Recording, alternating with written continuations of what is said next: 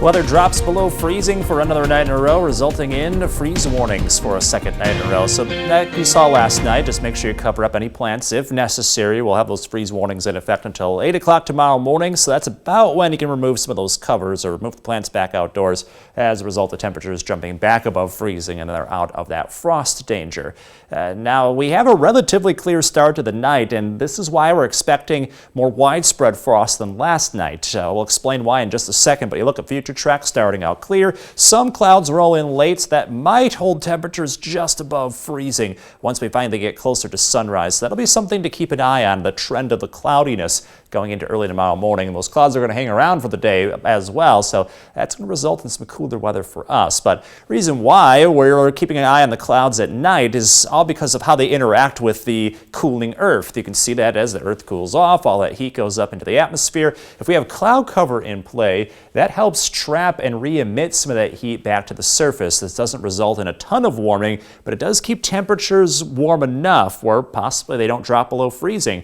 On a clear night, though, temperatures drop off a lot faster because there's nothing to keep that heat around. So if we're clear for long enough, we might see some spots down into the middle to even upper 20s. That late arriving cloud cover, however, could play a role in keeping us hovering near that freezing point. So that's where our forecast sits as of tonight. Still looking at some frosty conditions with a low of 30 degrees tonight. Then for tomorrow, that cloud cover sticks around during the day, so that has the opposite effect. It keeps us cooler during the day because it keeps that sunshine off of us. So only 49 for the high temperature, struggling to get into the 50s for the second time this week.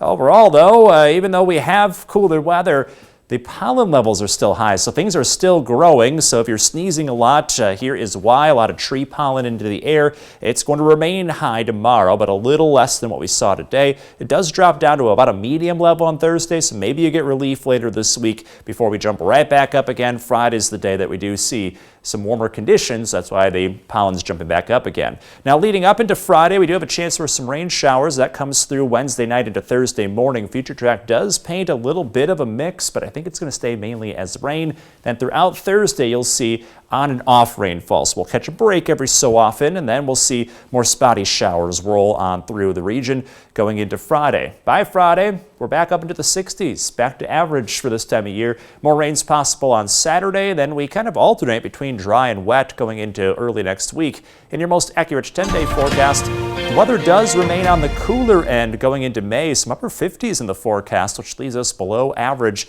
well into next week as well. But whether we're below average or above average, we're still on track with the 4-degree guarantee. Cash total approaching $350. We'll see if we get there tomorrow, Brittany. A nice size jackpot for us, Alex. Thanks.